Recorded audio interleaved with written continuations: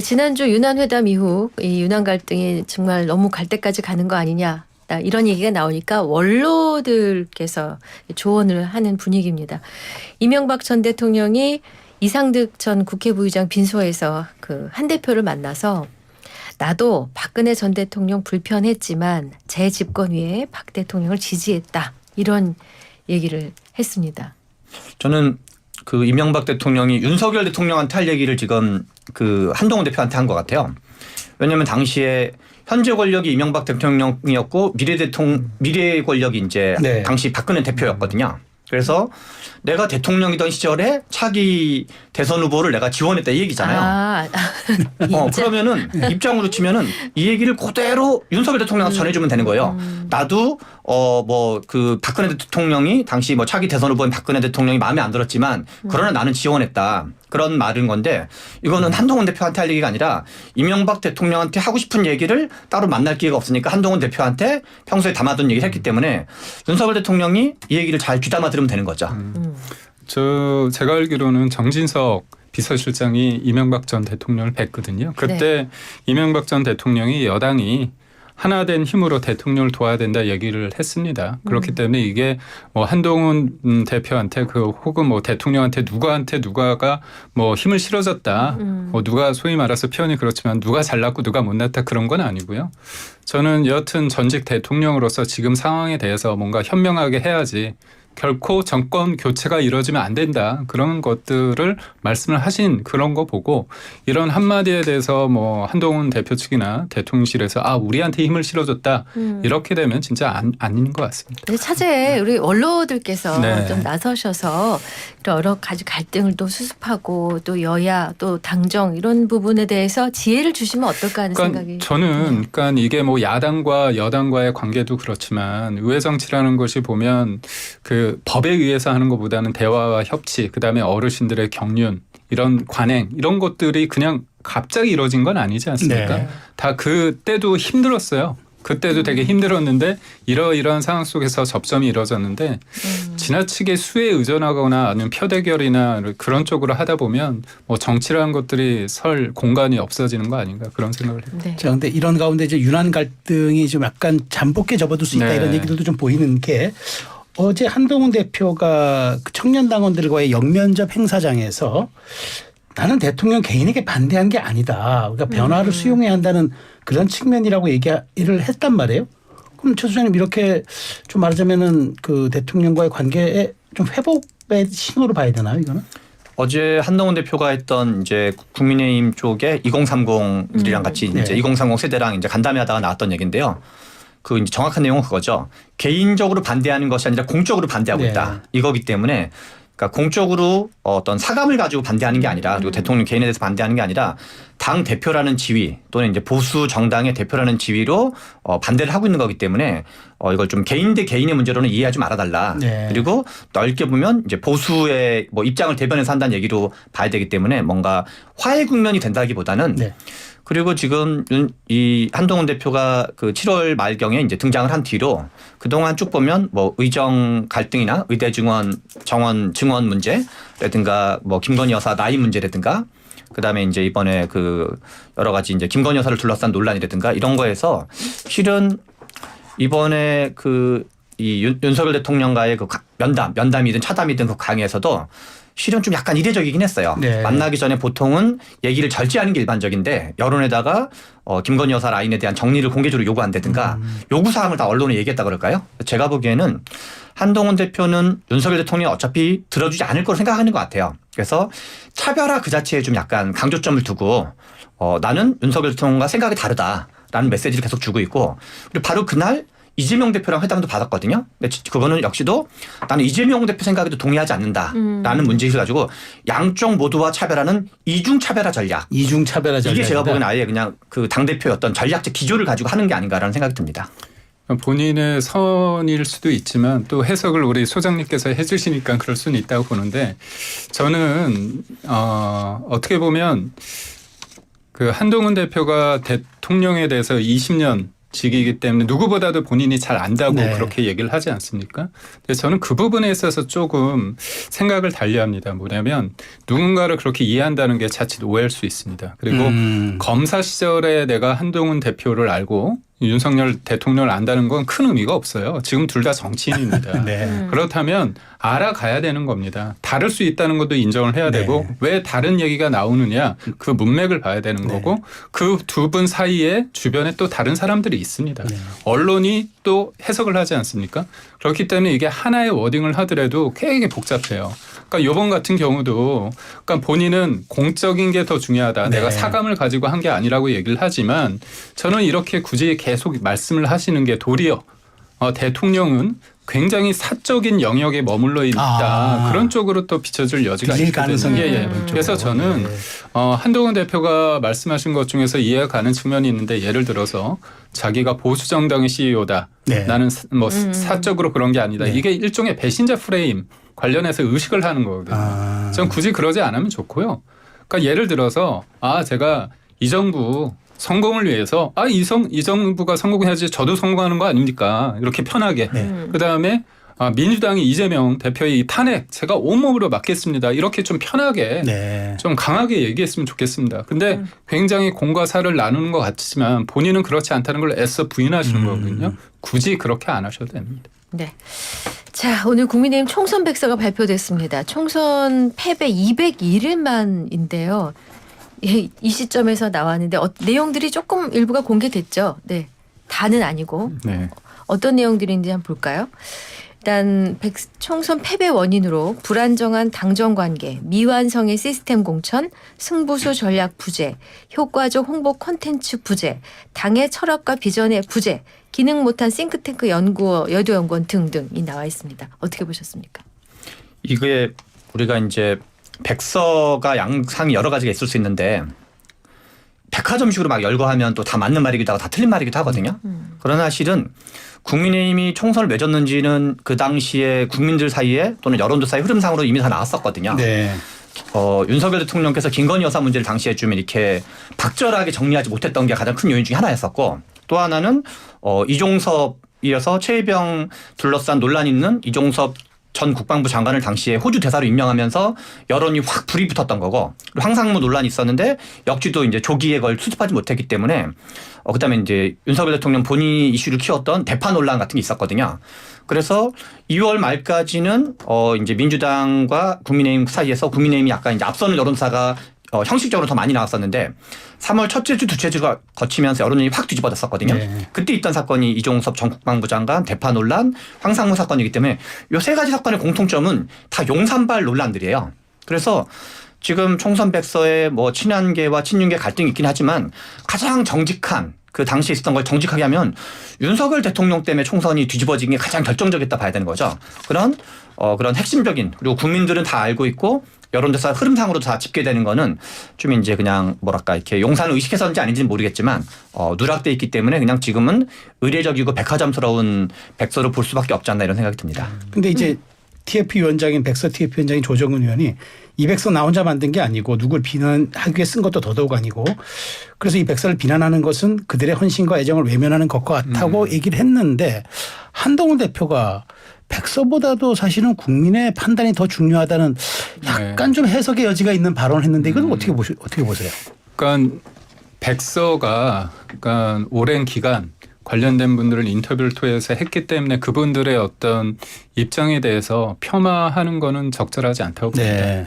그리고 저는 한동훈 대표가 총선 이후에 본인이 책임이라고 말씀을 하셨잖아요. 네. 그렇다면 그게 잘잘못을 떠나서 총선을 지휘했기 때문에 네. 그거는 어떻게 보면 정치적인 책임이거든요. 그거에 대해서 소위 말해서 대통령실과 책임이 몇 %다 몇 대 몇이다 그거는 국민들이 알 거기 때문에 네. 지금 시점에서 이 부분에 대해서 뭐 누가 잘했고 못했고 그걸 하는 거는 큰 의미는 없다고 봅니다. 다만 여기에서 대통령실이 좀 아쉬운 용산발 리스크가 있고 그다음에 또 당에서 아쉬운 점들이 네. 있잖아요. 그렇다면 당에서 할 수 있는 것과 그다음에 대통령실이 변화해야 되는 것들을 좀 나눠서 좀 보면 되는데 전 실제로 총선을 뛰지 않았습니다. 네. 근데 제가 뛰었기 때문에 제가 뭐 다 제 입장에서 말하는 게 100% 맞지는 않지만 하나 아쉬운 건 뭐냐면 저희가 총선을 심판을 한다고 했잖아요. 이재명, 네. 그다음 조국 대표를 심판한다고 했는데 저는 그건 맞지 않았다. 왜냐하면 저희가 부족했기 때문에 한 번 더 기회를 달라고 해야 됐었다. 전 네. 총선 때부터. 왜냐? 여소야대 국면에서 저희가 할 수 있는 게 별로 없었어요. 그렇다면 의회 정치에 있어서 의회의 어떤 기울어진 운동장 관련해서 우리가 부족하지만 그래도 뭔가 일을 해낼 수 있게끔 기회를 달라고 해야 되는데 우리가 심판을 얘기했다는 네. 거죠. 그거 전략적 미스는 저는 있다고 봅니다. 네, 네. 알겠습니다. 자, 여당 내 이슈도 좀 보겠습니다. 유난회동 이후 한동훈 대표가 김여사 리스크의 그 해법으로 특별 감찰관 추진을 꺼내 들었어요. 근데 당내 친한 친윤의 계파 갈등까지 이어지고 있는 상황입니다. 다음 달 초 의원총회에서 이 부분 논의하기로 했다는데 이게 표결까지 갈까요? 저는 가면 안 된다고 봅니다. 왜냐하면 희망이에요, 아니면 당위입니까? 희망과 당위가 있고요. 네. 만약에 전망은 어떻게 보세요? 전망은 가지 않을 거라고 봅니다. 가지 않을 거. 왜냐하면 의총이 빠르면 다음 주라고 보는데 그 사이에 한동훈 대표도 그렇고 추경호 원내대표도 뭔가 접점을 이뤄야 된다고 보고요. 예를 들어서 한동훈 대표 측이 이긴다. 그렇게 되면 네. 뭐 언론이나 야당에서 다 윤석열 레임덕 시작이라고 쓸 거 아닙니까? 네. 그리고 또 만약에 친윤 쪽에서 이겼다고 치면 네. 친한 관련해서 지금 뭐 대통령 한동훈 대표 관련해서 리더십이 끝났다 그렇게 네. 얘기할 거 아닙니까? 둘 다 안 좋은 거고요. 네. 무엇보다도 저는 이게 좀 아쉬운 건 뭐냐면 대통령이 이 특별 감찰관 임명은 공약이었습니다. 근데 저희가 할 수 있는데요. 이거에 대해서 더 다른 것들 여소야대 국면에서 야당의 뭔가 야당으로부터의 어떤 카드를 받기 위해서 우리가 그거를 연계시킨 거잖아요. 북한 인권 재단 관련해서 네. 이자 추천을 해달라는 거잖아요. 제가 한동훈 대표라면 민주당에 정식으로 욕을 할 것 같아요. 만나서든 아니면 지금 북한 인권 대사 관련해서 이사 추천할 거냐? 네. 그럼 이쪽에서 답이 나오겠죠. 안 한다고 하면 그럼 명시적으로 민주당이 이거에 대해서 의지가 없다고 규정을 하고 우리는 그럼 이 부분에 대해서 안 한다고 하니까 이 부분은 우리가 논의를 해보겠다. 다만 이게 한동훈 대표가 선이라고 생각할지라도 이게 절차가 있는 거잖아요. 그렇다면 원내대표랑 이렇게 얘기를 하면서 그걸 해야지 표결을 하는 거는 전 부적절하다고 봅니다. 자, 그러다 보니까 이제 보수 내부에서도 이제 분열의 시초가 된다, 표결은. 근데 이제 윤상현 의원도 이렇게 하면 타협안을 마련해야 된다고 했는데 근데 냉정하게 보시기에 타협안 마련 됩니까? 저는 우리가 옛날에 남북 관계도 그런 경우가 있었는데요. 네. 그리고 미국과 북한의 관계도 그런 경우가 있는데 극단적 대치 상태가 돼야지 타협안이 마련되는 경우가 꽤 있거든요. 네. 외교 문제라든가 이런 경우에서.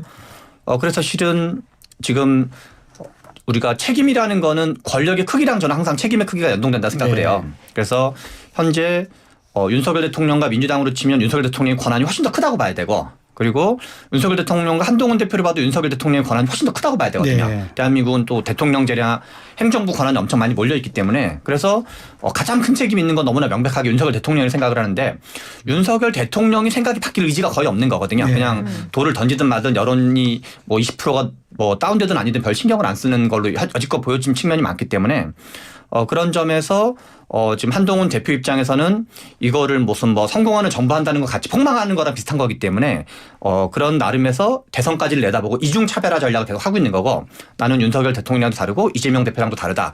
그래서 민주당 입장은 여전히 이제 그 특별 검사를 해준다는 입장이거든요. 근데 이제 그 감찰 문제로 해가지고 특감 문제로 이것도 일종의 차별한 거죠. 네. 제3의 스탠스를.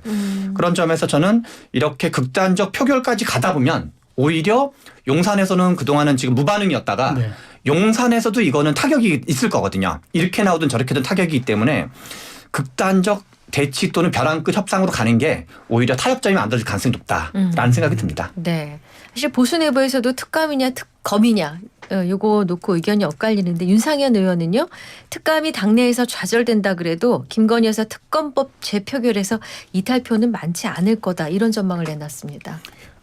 이게 저번에 이제 내 표가 한동훈 대표 측에서 뭔가 조직적으로 움직여서 나온 이탈표라고 전 보지 않고요. 왜냐하면 그거를 8표와 0표 사이에 그 중간지대를 찾기가 쉽지 않습니다. 정치적으로 이거를 조율하기가 쉽지 않기 때문에 그리고 무엇보다 지금의 민주당식 특검이란 게 계속 어떤 사실 규명을 진상 규명을 하는 것보다는 결국은 김건희 여사의 어떤 대통령 대통령을 끌어내리기 위해서 약한 고리라고 하는 김윤사 부분을 계속 백화점식으로 다 소위 말해서 의혹을 주장과 의혹 그리고 또 검찰 수사 지난 것까지 다 넣은 거거든요. 네. 그런 부분에 대해서는 소위 말해서 친한과 친윤이 뭐 서로 갈등 양상이 있더라도 그 정도 분별력은 저는 있으리라고 봅니다. 자, 근데 이런 가운데 이제 민주당이 이번 주 서울역에서 김건희 여사 관련한 범국민 규탄 대회를 예정하고 있습니다. 이미 조국 혁신당은 지난 주말에 탄핵 집회 열었고 양당 모두 일단 11월 14일로 예정된 본회의에서 김 여사 특검법 통과시키겠다는 데 방점을 찍고 있어요. 14일로 규정한 데 특별한 좀 이유가 있다고 보십니까? 특별한 이유를 저한테 물어보기는 좀 그렇긴 하고요. 다만 이제 많은 사람들이 우리가 생각할 수 있는 11월 달에는 오자 돌림이 큰 정치 이벤트가 네, 있어요. 네. 11월 5일 날은 미국 대선이 있는 날이고 네. 네. 15일 날은 이제 이재명 대표에 대한 공직선거법 재판이 발표될 네. 예정이고 그다음에 25일 날은 이제 위증교사 관련된 재판 결과가 나올 거야 가지고 네, 네. 이렇게 5자 5, 15, 25가 네. 아주 큰 라임을 타가지고 중요한 날짜인데 이게 이제 14일 날 지금 김건희 여사 특검 관련된 법안을 민주당이 이제 본회의 표결을 붙여서 통과시키겠다는 건데 민주당은 그걸 좀 고민했을 수 있죠 실제로. 그래서 15일 날 이재명 대표에 대한 여러 가지가 나올 수 있기 때문에 그래서 민주당 입장에서는 뭔가 좀 이제 그 여론의 어떤 그 이슈가 되는 걸 좀 방어하려고 뭐랄까 속된 말로 이제 좀 같이 좀 섞는다 그럴까요? 네. 그런 걸 생각했을 수 있지만 그러나 또 여러 가지 면에서 이재명 대표에 대한 이것도 실제로 많은 사람들이 관심사이기도 하기 때문에 민주당 입장에서는 방어하려고 하지만 얼마나 방어될지는 좀 지켜봐야지 알 것 같습니다. 네. 이게 좋은 일이 될까요? 나쁜 일이 될까요? 민주당 쪽에. 이 날짜를 11월 14일로 14일 제가 볼 때는 물타기 하기 위해서 끌어온 거라고 14일 날 하는데 저는 그날 통과될 일은 없습니다. 특검이. 네. 김건희 여사 특검법이 그날 통과될 리는 없고 그렇다고 해서 전 민주당이 다른 날짜 잡기도 쉽지 않았다. 왜냐 15일 이후에는 또 25일이 기다리기 때문에 누굴 탓하겠습니까? 이재명 대표님을 탓해야지 기소가 이렇게 양쪽으로 됐으니까요. 그래서 저는 조금 아쉬운 게 뭐냐면 이재명 대표가 요즘에 보면 굉장히 웃으면서 여러 가지 말씀을 하시지만 말 내용은 굉장히 칼이 묻어나거든요. 네. 뾰족뾰족하거든요. 네. 그러니까 본인이 무죄라고 생각하시는데도 불구하고 장애 집회하시고 또 지금 뭐 이번 국감 때 와가지고 법원장들 해가지고 압박 넣으시고 그렇게 얘기를 하는데 최근에 뭐 대통령 입법 관련해가지고 뭐 쿠데타 아닌 쿠데타 뭐 네. 이런 식으로 독재 아닌 독재 이렇게 말씀을 하시는데 저는 누구보다도 많은 다수 그러니까 일당 절대 권력, 절대 반지를 가진 분이 전 도리어 이제까지 이런 국회는 없었거든요. 네. 저는 입법 독주를 하고 계신 게 아닌가 그런 생각을 하고 더 이상 본인이 피해자 어떤 그런 모양새를 취하시는 거는 국민들이 이해하지 못할 거라 생각합니다. 아니 근데 지금 11월 14일 날 통과되지 못할 거라 그랬는데 네. 통과가 왜 안 될까? 야당이 다수 의석인데 11월 14일. 14일 재의결 생각했습니다. 그러니까 죄송합니다. 제가. 14일은 통과될 네, 것이고 예, 네. 다만 28일로 예정된 그렇기 때문에 어떻게 보면 그거는 아무 특이사항이 없는 거죠. 네. 네, 그렇기 때문에 민주당 입장에서는 14일 날은 하지만 그거는 네. 이제까지 다 통과됐고 그렇죠. 그렇기 때문에 큰 의미는 가지지 네. 못한다고 봅니다. 알겠습니다. 자, 그럼 마지막 논란 잠깐 하나 짚어보고 갈게요. 명태균 씨 논란 새로운 보도가 나왔는데 2022년 윤석열 대선 캠프에서 정책 총괄 지원실장으로 일했던 신용환 전 서울대 석좌 교수가 미래한국연구소의 미공표 여론조사가 윤석열 캠프에서 활용됐다고 밝혀서 오늘 조간 경향신문 단독 보도를 했는데 파장이 있을까요? 없을까요? 파장은 당연히 있을 텐데요. 네. 지금 용산 대통령실이 해명하는 것 중에 그럴듯한 해명이 별로 없어가지고 네. 그 해명하면 거짓말로 판명나고 해명하면 거짓말로 판명나고 처음에는 뭐 두 번밖에 본 적이 없다 그랬는데 아닌 증거들이 많이 나오고 그리고 뭐 박한수 전 경남도지사와 관련된 것도 박원수 경남도지사가 소개시켜줘라는데 실은 박한수 경남도지사는 용산에서 이제 보작을 해가지고 따라갔던 경우도 해가지고 이게 뭐 한두 명이 이거를 밝히는 게 아니라 여러 명이 동시다발적 증언을 통해서 용산 해명이 신뢰를 확 잃어가지고 지금 약간 과장해서 표현하면 좀 콩으로 매줄 쓴다 해도 믿기 어려울 정도로 이렇게 어느 정도 정치하다 보면 이러저런 뭐 이렇게 사실이 아닌 걸 섞기도 하는데 너무 노골적으로 많이 사실이 아닌 걸 얘기해서 이것이 파장은 있지만 이렇게 여러 가지 흐름의 연장인 것 같습니다. 알겠습니다. 네. 자, 오늘 여기까지 듣죠. 지금까지 김기용 전 대통령실 부대변인 최병천 신성장 경제연구소장과 함께했습니다. 두 분 감사합니다. 잘 들었습니다. 감사합니다. 고맙습니다.